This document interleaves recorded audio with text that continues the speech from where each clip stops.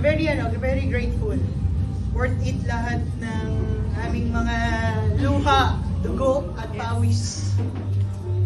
Kasi grabe yung pinagdaanan namin before tong game na to. So, nag-start in January, puro talo. Then yun, we came into realization na, teka, hindi pwede itong ganito. Pero proseso talaga lahat. Pinag-aralan din talaga namin yung galaw ng signal. So, yun. Thank you, Lord. All glory to God. Thank you, Coach. And our best player of the game, Isa Jimenez. Ay, ko ba? Isa, congratulations. A big game for you, especially ito nga quarterfinals na kayo. Ano lang masasabi mo sa naging performance mo tonight against Signal? Sobrang saya, syempre kasi worth it lahat ng pagod. I mean, sabi nga ni Coach, sobrang dami talaga namin pinagdaanan, ganun. And to the point na kinu-question na rin namin na parang walang nangyayari sa pinagpapaguran namin, ganyan. Pero talagang may pinangahawakan talaga kaming sinasabi namin lagi na everything happens for a reason. And eto na yun, na sabi nga nila, kapag para sa inyo, ibibigay talaga sa inyo. And yun lang. Isa, and sa team captain, gano'n ka lang din ka-proud, of course, emotional ka sa panalo, pero gano'n ka lang din ka-proud sa pinakita rin? Sobrang proud na proud po ako sa teammates ko, tsaka po sa mga coaches namin kasi talagang nag-focus din po sila sa kung ano man po yung gagawin namin para po ganito yung kalabasan ng game. Wala po akong masabi sa mga teammates ko at nagbunga na po lahat. And for France, sa game na to, rank 20 points against Signal. So yun, ikaw yung tumulong din kay Isa in terms of offense. Ano lang ba yung naging motivation mo na bigyan this game para matuloy yung team na makuha?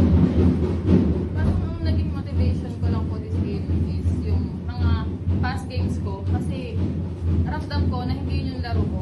So gusto kong bumawi para sa teammates ko and gusto kong i-prove na hindi ko sila iiwan. Thank you. Dahil sa'yo nga after sobrang naging emotional ka sa court, ano bang naramdaman mo after? Ito, playoffs na yung gallery. Parang ang dami-dami pong laro na pwede pong ipanalo. Bakit po ito pa yung mas ginusto namin panalo? So parang marami po talaga kami pinagdaanan. Pero malalim po talaga yung pinagdaanan namin. Kaya po, yung hugot po namin sa laro na to, talaga po binigay po namin lahat. Kaya po, sobrang emotional lang talaga. Kasi parang napakita po namin sa mga tao, sa mga naniniwala sa amin, sa management po, tsaka po sa coaches, na may kaya po kami patunayan. Ganun po. Sobrang masteran din. Tears of joy. For Coach po, parang nung past conferences, yung tema po sa galleries, muntikan na, malapit na.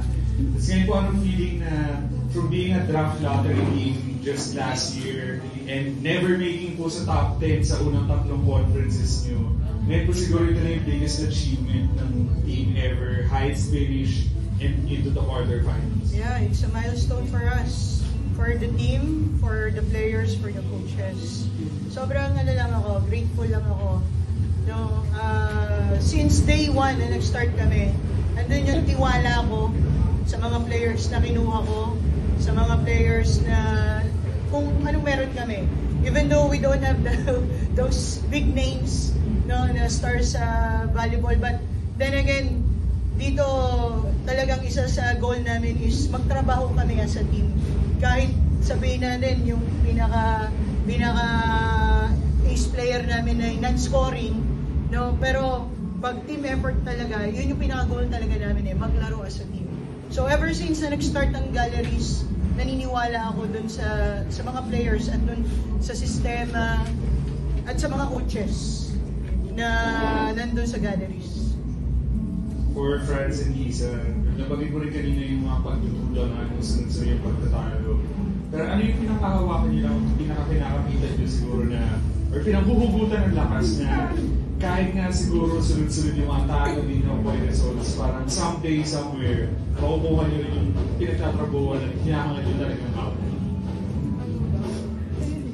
Yun, talaga, yung sinabi ko kanina, lagi namin biruan yun na, tsaka parang naliwanagan din kami with the help of Miss Ina, yung ano namin na, sabi niya na, baka kaya hindi ba binibigay sa inyo yung panalo kasi baka bigla kayong yumakang, ganun, parang, kumbaga, kahit nagbibigay pa rin siya ng mga positive, so, ayun, yun lang.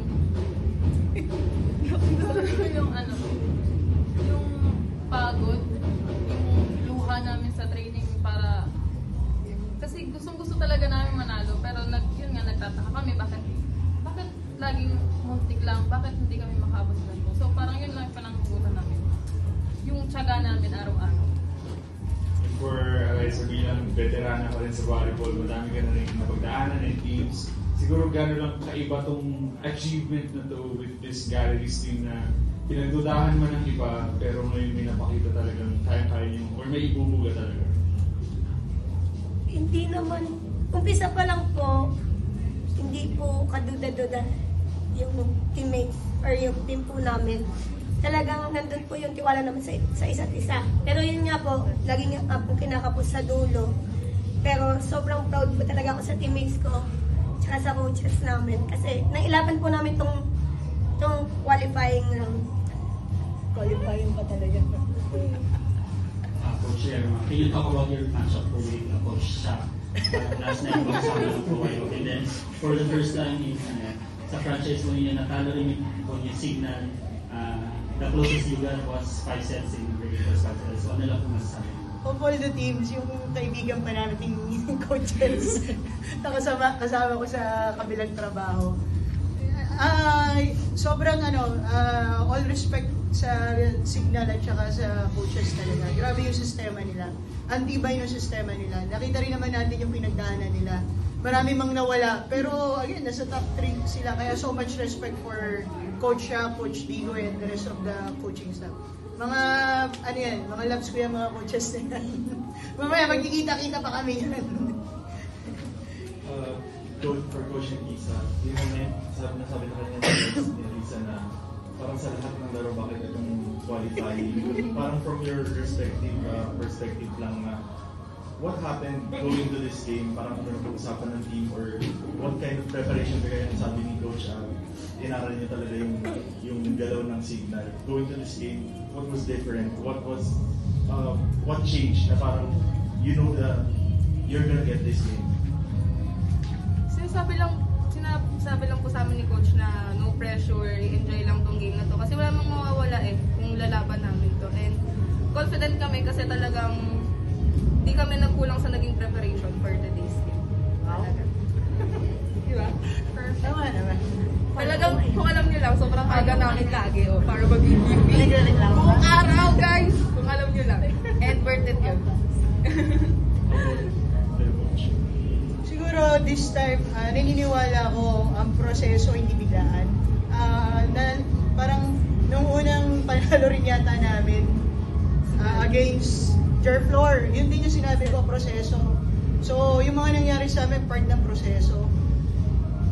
Nung mga nakaraan, laging muntik lang, kulang, kasi hindi pa kami buo. Pero this time, makikita ko sa mga players and even sa coaching staff, malayo pa kami sa perfection at sa pinakamataas na aspeto. Pero andun na yung unity, yung sabihin natin, yung team na matatawag talaga. Kasi dati, we're playing with different purpose with the players and with the coaches. But this time, parang naging isa yung daan namin, naging isa yung agos namin. Naging one page kami. So, ito siguro yung naging resulta. Talagang proseso niya. Coach, kamusta lang po yung huling naging 24 hours para na sa inyo na 5 sets sa USC kagabi, yung pressure po noon, tapos kasama niyo si Coach Shaq, tapos ngayon may ganito kayong high stakes game natin with Galaxy. Parang paano niyo po hinandle yung huling araw na nandiyan? Actually, natapos kami doon, nakaalis kami sa MOA, 9 o'clock. Nag-message daw, Coach, line up. Wala pa akong line up. Tapos may mga injuries sa amin. Tinawagan ko pa yung PT, sino to, clear ba to, hindi ba to. So, as you notice, may ilang hindi nakapaglaro sa amin. So, pinag-isipan pa namin na sino yung damang tao na i-line up na makakatulong for this game. Then natulog ako maaga. As early as 10:30, 11, tulog na ako. Then talaga hinabahan ko, nagising ako alas 7 na ng umaga. Sinulit ko kasi I know this game, hindi siya magiging madali. So iniready ko yung sarili ko talaga kagabi, no? Hindi rin namin, pinag-trainingan din talaga yung pinag-practicean na todo all out din talaga. So sabi ko, I have this feeling also na nung last training namin yesterday, kita ko sa kanila yung grit. Di ba sinabi ko yun sa inyo? Iba yung grit nyo, iba yung passion nyo. So I'm very positive this day. Hindi ko, kung ako in-expect ko lang talagang 5 sets na lalaban. Pero more than that, God gave us more than dun sa deserve God. So, thank you Lord talaga. Para kay Franz and Lisa, of course, itong game kasi na to may onting gulat factor kayong nabaon against Signal eh. Pero after nitong win na to, kumbaga, ma-realize ng mga next mga kalaban nyo sa quarterfinals na may tulog, gano'n, diba? So, siguro as attackers, paano nyo na lang i-take yung challenge na kapag nag-adjust yung defense sa inyo, paano nyo na lang gagawa ng paraan na makapag-produce pa rin sa team? Sa training pa lang naman po, in-overload po namin yung gano'n. Sa tulong po ng mga coaches, sobrang tiyaga nila mag-overload pagdating lalo sa atake. Kasi yung may sinasabi nila na kada game, syempre iba-iba yung mga nakakalaban namin. Tsaka nai-scout lagi. Ganun. Kaya sa training pa lang, pinag-aandaan na po talaga namin. Siguro, lagi naman kasi sinasabi sa amin nila coach na kapag may yan, laban, hindi pwedeng isang side lang ang atake. Kasi mag-a-adjust at mag-a-adjust ang kalaban. So, sabi nga ni Lisa, sa training pa lang, talagang lahat yan inaaral namin, lahat sinatsaga namin. Coach, long break, Yes. papanoorin niyo yung play-in tournament. Siguro, how will you utilize na lang po yung long break? Para hindi naman makalawang by the time na bumalik for work. Bigay ko muna yung deserve nila magpahinga muna ngayon. Yes. Kasi, as you, nabanggit ko rin before, Christmas break, may trabaho kami. So, this time, deserve nila, 1 week ba ang break? Parang more than coach. Almost, no? 1 week More than. binigay niya. Ay, hindi. More than coach. More than. So, yun. Pero hindi pa rin kami pwedeng magpabaya. Kumbaga, ginusto natin to. Abay, yung mga kalaban natin, yung top 6? 6. Oh, yung top 6, panindig. Alam naman nila yun. Kailangan namin panindigan to. Nilaban namin sa stage na to, alam namin yung pupuntahan namin after this next level. Talagang, very challenging. Hindi na pwede dito yung on and off. Talagang kailangan namin panindigan to. And alam ko naman, tiwala ako sa mga players na to. Players namin, even sa coaches, paninindigan namin to. Kahit lumuha uli kami ng duguan ng bato. No, kasi nandito na kami. At ito naman din yung gusto namin. Kaya, by God's grace, paninindigan namin to. Thank you, coach. Thank you. Okay, salamat po.